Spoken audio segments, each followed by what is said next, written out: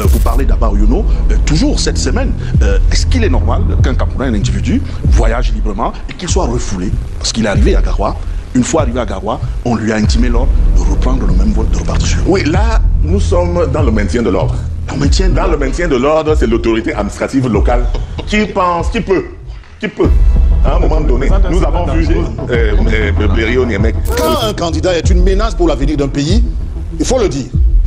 Nous sommes assez intelligents pour savoir qu'il est question de la déstabilisation du Cameroun en allant dans des replis régionalistes pour dire que, d'abord, vous avez rappelé tout à l'heure, malicieusement, on avait donné le pouvoir gracieusement au président. C'est une stigmatisation très très grave. Le Cameroun traverse des moments difficiles. Ne poussez pas les gens à bout. Ce qui a fait qu'on se retrouve dans cette situation, c'est le mépris, le dédain, la roublardise, la condescendance de l'association qui gère le Cameroun. Qu'on arrête de dire force restera la loi, parce que je vais vous montrer, vous êtes philosophe. Une fois que la loi se transforme par la force, une force qui surmonte une première surmonte son droit. C'est Rousseau qui le disait. Parce qu'il ne faut pas... La loi doit être l'expression du droit et de la justice. Si la loi devient l'expression de la force, on dira donc force restera à la force. Vous ne savez pas quelle est l'information que l'autorité en charge de mener des enquêtes a eu. Est-ce qu'il y a une dénonciation? Est-ce qu'il y a eu tel fait? Et il met une oreille attentive à ce qui se passe pour notre protection à tous. Parce que si les bombes rentrent là, si les dynamites, je ne sais pas voir, les explosifs entrent là, qui d'entre nous sera en sécurité? On va voir des pays où des voitures explosent, on ne sait pas qui vous êtes là, qui est dedans. L'autorité administrative et l'autorité judiciaire, le pouvoir judiciaire est dans son droit de mener les enquêtes. Ils ne sont pas coupables, ils sont présumés innocents. Mais de leur exploitation, puisque j'ai dit ils subissent, ça énerve les gens, de leur exploitation judiciaire peut conduire à certaines pistes. Parce qu'on ne peut pas préjuger, n'est-ce pas, de leur culpabilité. Ils sont présumés innocents, mais ils peuvent donner des informations présumées innocentes. Mais ils peuvent donner des informations extrêmement importantes pour la suite de la procédure. Donc, à mon avis, nous ne devrions pas focaliser là-dessus que ce sont des arrestations à tête chercheuse. On ne peut même pas dire. Ceci étant, nous avons parmi eux le professeur Abba Oyono, qui est un intellectuel. Ce n'est pas une guerre contre les intellectuels. C'est quelqu'un qui a, n'est-ce pas, de tout temps, la liberté de ses positions. Même dans l'histoire de mandat impératif, nous nous sommes opposés longtemps avec ce groupe-là. Il n'y a pas que lui, il y a l'autre qui est un temps. Et nous expliquions que ce n'était pas la bonne voie. Mais c'est un débat intellectuel. C'est-à-dire qui oppose les intellectuels. C'est un débat qui enrichit toute la nation. On ne peut pas vraiment reprocher à un intellectuel d'avoir une libre pensée. Alors moi, je voulais interroger le garant de la justice sur ce plateau. Vous parlez d'Abba Oyono, toujours cette semaine. Est-ce qu'il est normal qu'un Camerounais, un individu, voyage librement et qu'il soit refoulé? Parce qu'il est arrivé à Garoua. Une fois arrivé à Garoua, on lui a intimé l'ordre de reprendre le même vol de repartir. Oui, là, nous sommes dans le maintien de l'ordre. Dans le maintien de l'ordre, c'est l'autorité administrative locale qui pense, qui peut. À un moment donné, nous avons vu Blériot Niemek, pardonnez-moi. Est-ce qu'il est aussi dangereux? Non, ce n'est pas une question de dangerosité. Nous nous souvenons qu'à un moment donné, même l'autorité administrative du Fundi avait pris un certain nombre d'arrêtés pour interdire ci ou cela. Donc en général, ça, c'est l'autorité administrative. Mais dans le cas d'espèce, selon les dires d'Abba Oyono et des informations que nous avons reçues sur place, il ne s'agissait pas de l'autorité administrative qui l'a refoulé, il s'agissait d'une communication des ordres reçus par le policier en question venant de Yaoundé. Ça, je ne sais pas trop, mais je sais que la police... Et là, c'est la justice. Moi, je demande le fonctionnement de la justice. Est-ce que c'est normal? La police est sous les ordres de l'autorité administrative. L'autorité administrative représente le chef de l'État, n'est-ce pas, là où il est. Donc, l'autorité administrative a dans son escarcelle, dans son arsenal juridique, les hommes, n'est-ce pas, de la police, etc., pour exécuter. Donc, le policier ne peut pas venir. Le policier n'est pas... Le policier n'est pas une autorité administrative. Et ça rentre en... Est-ce qu'il a quand même présenté un document au professeur Abba? J'en sais rien, je ne connais pas le dossier. Je ne peux pas parler d'un dossier que je ne connais pas. Vous avez bien suivi que l'autorité administrative représente le chef de l'État. C'est-à-dire que c'est le chef de l'État qui a refoulé Abba Oyono. Vous avez bien compris. Vous pouvez faire des... Vous avez bien compris. Il peut tirer des conclusions. Vous avez très bien compris. Nous parlons en français. Ce n'est pas nouveau que le sous-préfet est l'autorité administrative locale qui représente le chef de l'État dans sa circonscription. Le préfet, le gouverneur, etc. C'est pas nouveau. Bon, maintenant, si les gens ont une compréhension différente, ils sont libres de dire que c'est le président qui a donné l'ordre. Et dans tous les cas, en droit administratif, s'il y a un excès de pouvoir, si l'autorité administrative, si l'autorité administrative commet un excès de pouvoir, vous pouvez attaquer l'acte de l'autorité administrative. Le droit administratif offre cette possibilité. Donc ne vous cachez pas de dire, oh, c'est le président de la République qui a ordonné au sud, qui a ordonné au nord, il l'est représenté. Ok, d'accord. J'apprends que la jeunesse camerounaise est le fer de lance. J'apprends ça de Maître Momo. Mais un fer de lance qui fait des études sans emploi au bout, je voudrais comprendre. Ça veut dire que la jeunesse camerounaise est fer de lance quand elle soutient l'association qui gère le pays, mais n'est plus fer de lance quand elle revendique la plus petite justice sociale. J'entends que le Sud n'est pas une zone de conflit et qu'on pourrait ne pas avoir interdit les motos là-bas. Je sursaute un peu parce que il me semble que pendant la campagne, il y a un candidat qui a été refoulé à l'entrée de Ebolova. Parce qu'on a dit, ici c'est le socle granitique de l'association qui gère le pays, vous n'entrez pas ici. Il me semble quand même que dans la même zone, depuis quelques années, chaque année il y a des conflits communautaires liés au Bamileke, au Bamoun et à ce qu'on appelle les Aoussa. On leur dit toujours, rentrez chez vous, vous n'êtes pas chez vous ici. Surtout quand il y a des événements comme celui-là et qu'on a l'impression qu'ils n'ont pas voté pour leur champion. C'est une stigmatisation très très grave. Le Cameroun traverse des moments difficiles. Ne poussez pas les gens à bout. Ce qui a fait qu'on se retrouve dans cette situation, c'est le mépris, le dédain, la roublardise, la condescendance de l'association qui gère le Cameroun. Le Cameroun est un pays. Quand M. Aïdjo a donné gracieusement une chose qu'on ne donne pas au président Biya, il n'y a eu aucun remous au Cameroun. Peut-être 2-3 ans après, on connaît ça, c'est une autre partie de l'histoire du Cameroun.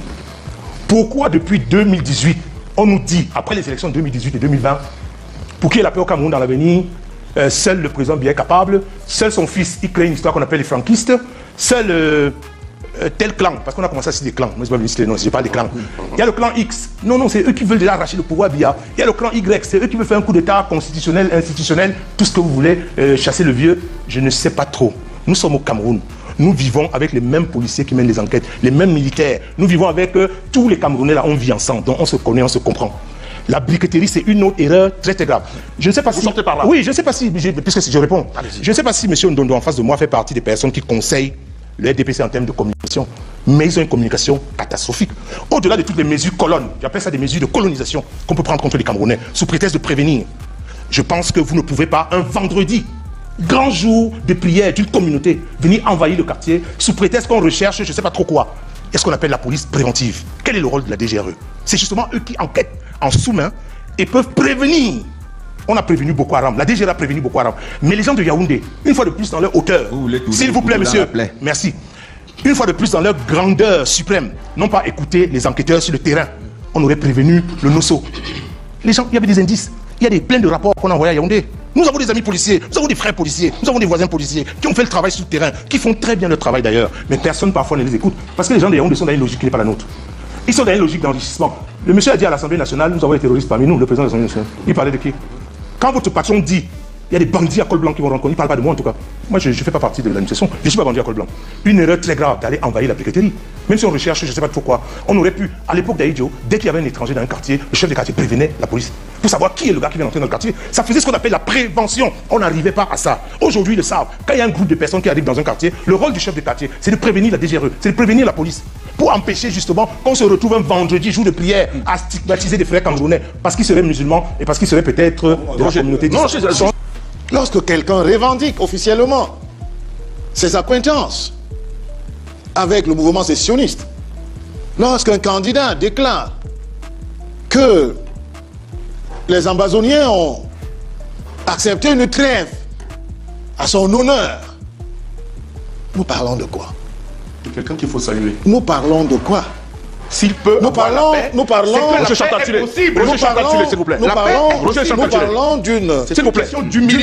construction. Nous parlons d'une construction de la haine qui va dans le sens de la confrontation.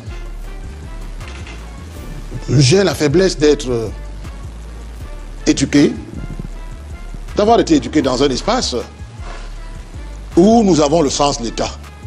Rarement nous parlons de nos ethnies, rarement nous parlons d'où nous venons, parce que nous, le Cameroun, c'est nous qui avons versé le sang. Et je ne vais pas tomber bas. Attention à l'ouest de Bamileke aussi. Je veux pas, je parle de mon échappe. Les anglophones aussi. Je parle de mon échappe. Et les autres, la flamme j'étais président national des je parle de mon échappe. Je parle de mon échappe. La flamme, elle est restée au sud-ouest. Je parle de mon échappe. Heureusement. Quand les Bassas ont jeté les ponts, je ne vais pas parler de Bassa. Merci pour cette précision. Je ne vais pas parler de Bassa.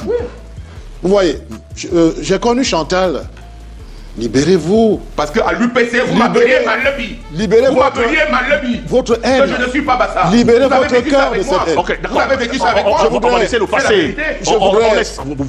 Permettez, cher monsieur, on laisse un peu nos... Je voudrais préciser mes propos. Vous terminez par là. Oui, je crois que le frère m'a mal compris. Sadou m'a mal compris. Il m'a mal compris. Je n'ai pas tenté de mettre, entre parenthèses, ce que Amadou Ahidjo a fait pour le Cameroun. Ce n'est pas un UPCiste qui peut oublier Ahidjo. Ce n'est pas un UPCiste. Tout le monde peut oublier Ahidjo, pas un UPCiste. Je tiens à le préciser. Je voudrais également vous dire que ce que vous considérez comme problème dans l'UPC, nous avons le courant de pensée. C'est la vitalité d'un parti politique. Et je tiens donc à préciser que quand un candidat est une menace pour l'avenir d'un pays, il faut le dire. Il faut le dire. Et ne vous moquez pas de la maturité de la classe politique camerounaise. Ne vous moquez pas de la maturité politique du peuple camerounais. Nous sommes assez intelligents pour savoir qu'il est question de la déstabilisation du Cameroun en allant dans des replis régionalistes pour dire que, d'abord, vous avez rappelé tout à l'heure, malicieusement, on avait donné le pouvoir gracieusement au président Paul Biya. Ce ping-pong est fini. Nous sommes dans une république. Et aujourd'hui, le président Paul Biya, les candidats sont allés devant le peuple camerounais. Le président Paul Biya n'a jamais revendiqué. Le propos, c'est la paix, je vous en prie. N'a jamais. Ça veut dire qu'il y a une transmission de pouvoir dans la paix. Monsieur, on reste dans le concept de la paix. Dans le repli. Ne déformez pas mes paroles. Ne déformez pas ma pensée. Vous n'êtes pas dans ma pensée. Ok, d'accord, vous allez permettre qu'on avance. C'était dans le contexte de la paix. Merci d'avoir précisé. Vous allez permettre qu'on avance. Je voudrais également dire, je chute par là. Je chute par là. Une association ne gère pas le Cameroun. Dire que cette association qui gère le Cameroun, oui, peut-être dans la définition des partis politiques, mais quand c'est péjoratif, ça peut laisser croire qu'il y a une dérive qui mettrait entre parenthèses le fait qu'il y ait des alliances, des partis politiques, des partis politiques qui gèrent un pays. Bon, je voulais effectivement, pour répondre à cette question, évoquer en passant au passage qu'il faut éviter de stigmatiser, n'est-ce pas, de stigmatiser certaines parties de la population. Lorsque mon ami et frère Aimé a parlé tout à l'heure de la communauté Aoussa, il faut avouer que les forces de l'ordre ont demandé au chef de la communauté Aoussa, qui s'appelle Ahmad Ousmane Maïkoko, la possibilité, n'est-ce pas, de faire les rafles là-bas. On lui demande ça toujours. C'est de source sûre. Donc, je sais de quoi je parle. Donc, c'est avec que vous pouvez contrôler ça maintenant, en l'appelant. Le cabinet civil, c'est sûr, on sait. Non, c'est pas ça. Vous cité. N'extrapolez pas. N'extrapolez pas. Donc, c'est de source sûre. Donc, vous dites de source sûre à Mondovision que c'est le chef de cette communauté qui a autorisé le rafle un jour, un vendredi, jour de prière. Exactement. Vous le dites et vous l'assumez. Oui, tout à fait. Tout à fait. Alors, ça, je l'ai dit en passant. Je dis donc en passant, il faut effectivement refuser de stigmatiser les communautés. Pourquoi? Parce que nous sommes en République. Je voulais m'associer à ce que le secrétaire général de l'UPC disait, qu'en République, il n'y a pas de régionalisme, il n'y a pas de particularisme. Parce que dès lors qu'on fait appel, n'est-ce pas, à certains communautarismes, à certains particularismes, immédiatement, on ouvre la voie, n'est-ce pas, à l'inégalité entre, n'est-ce pas, les différentes communautés qui composent notre nation. Moi, je crois que les hommes politiques devraient se référer à ce que disait et pensait Emmanuel Kant dans ces trois maximes. Que puis-je faire? Que dois-je faire? Et la troisième maxime, c'est que m'est-il permis de penser et d'espérer? Effectivement, merci. Et il terminait, n'est-ce pas, cette trois maximes par cet impératif catégorique que nous gardons et que Biot, qui est effectivement un philosophe, agit et comporte-toi toujours de telle sorte que la maxime de ton nation puisse être érigée en règle universelle. C'est comme ça que les hommes politiques devraient se comporter pour éviter tout ce que nous savons. Et je crois que les hommes politiques doivent avoir le courage d'éduquer les masses. Avoir le courage d'éduquer les masses, c'est dire, n'est-ce pas, la vérité aux masses. Dire, n'est-ce pas, que les extrémismes, les fondamentalismes ne sont pas bons en matière d'idéologie. Tout à fait. Vous comprenez un peu. Les régions. Voilà. Dites-le. Dites-le. Maintenant, pour répondre effectivement à votre question. Il y a trop de sous-prophètes d'une seule région. Dites-le. Pour répondre à votre question, non. Ce que vous faites là. Vous ne répondez pas. C'est pas lui qui me répondez. Répondez à mes questions. Voilà. Est-ce que, si vous me remettez la question, parce qu'il fallait que je réponde à certaines préoccupations. Peut-être que malheureusement, les gens ne veulent pas de solution. nous allons vers une situation où on nous a donné la parole à la veille d'un moment important. Je ne veux pas être ici oiseau de mauvaise augure, mais je crois que ceux qui sont proches du chef de l'État doivent déjà dire qu'on arrête ces arrestations-là. Voilà. Première chose, il faut les arrêter.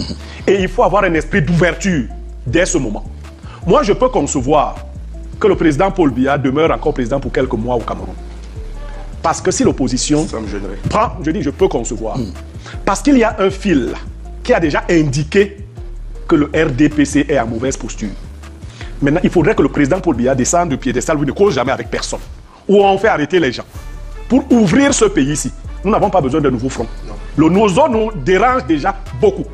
Ceux qui sont là, le Grand Nord, le littoral, l'Ouest, si ça devait s'embraser, les gens que j'entends dire, tant que Yaoundé respire, le Cameroun vit, je crois qu'ils sont malades. Je veux me dire quelque chose. Non, je permets que qui termine d'abord. Il est question d'abord de tendre la main actuellement. Moi, c'est ma solution à Issa Tirouma et aux autres membres de l'opposition, à faire des propositions concrètes qui vont nous permettre, à défaut de revenir sur l'élection présidentielle, à organiser des élections législatives et municipales transparentes pour cette fois-ci, au moins. Parce que le Cameroun n'a pas encore connu d'élections transparentes. Et il nous faudra des acteurs crédibles. Il nous faudra un médiateur de la République qui puisse mener le débat entre les différents. Qu'on arrête de dire force restera la loi. Parce que je vais vous montrer, vous êtes philosophe. Une fois que la loi se transforme par la force, une force qui surmonte une première surmonte son droit. C'est Rousseau qui le disait. Parce qu'il ne faut pas... La loi doit être l'expression du droit et de la justice. Si la loi devient l'expression de la force, on dira donc force restera à la force. Et une fois que c'est la force qui fait le droit, celui qui devient le plus fort devient aussi le juge.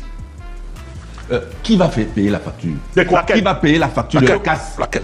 Qui va payer la facture? Vous connaissez la vraie casse qui peut arriver si vous ne payez pas celle-ci? Lorsque des millions de jeunes Camerounais auront perdu l'école, alors que nous, les parents, nous avons payé, nous venons de payer, n'est-ce pas, de payer les différentes scolarités. Qui va payer la facture? Lorsque les milliers de jeunes qui travaillent dans les petits métiers, n'est-ce pas, qui travaillent dans les petits métiers où chacun se bat chaque jour pour gagner sa vie, pour pouvoir survivre, qui va payer cette facture? Qui va payer la facture quand les agriculteurs doivent peut-être vendre leurs produits et que vous voulez mettre le pays à feu à sang? Qui va payer la facture de tout ça? Moi, je crois qu'il faut être conséquent. Il faut être conséquent. Pour être conséquent, c'est dénoncer d'abord ces marches illégales qui n'ont pas de fondement. Ensuite, je le dis, je m'associe au responsable départemental de Kousséry, de FSNC, qui aujourd'hui disait qu'on appelle tous les jeunes Camerounais à ne pas sortir pour aller en aventure, pour aller perdre leur vie, pour aller se mettre, alors que vous avez vos enfants qui sont à l'extérieur. Vous avez vos enfants qui sont à l'extérieur. Vos enfants à qui vous avez payé la scolarité, vous voulez envoyer les enfants des autres. Nous disons non.